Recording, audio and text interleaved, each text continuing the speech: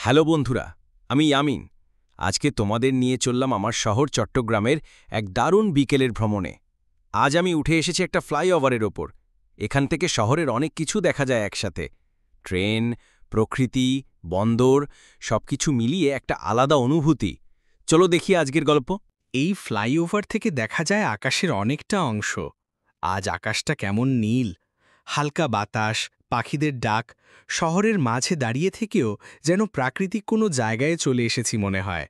শহরের মধ্যে এই রকম শান্ত একটা জায়গা পাওয়াই অনেক বড় সুখ। এই যে নিচে চট্টগ্রাম বন্দর, এটাই আমাদের দেশের সবচেয়ে ব্যস্ত ও গুরুত্বপূর্ণ বন্দর।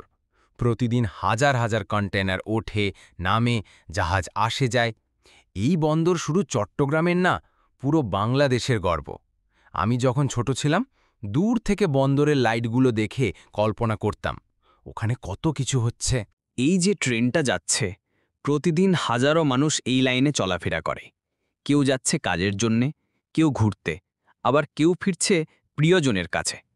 ছোটবেলায় আমি ট্রেন দেখলে খুব উত্তেজিত হতাম।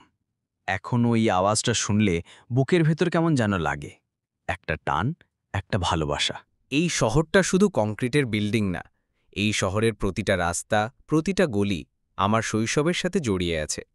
এখানে আমার পরিবার, বন্ধু, স্বপ্ন সবকিছু আছে।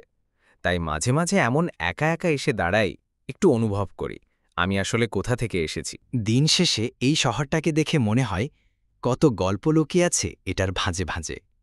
আজকের এই ছোট্ট ট্রিপটা যদি তোমাদের ভালো লেগে থাকে তাহলে লাইক দিতে ভুলো না। কমেন্টে লিখে জানাও তোমাদের শহরের কোন জায়গাটা সবচেয়ে প্রিয়। আর হ্যাঁ, সাবস্ক্রাইব করো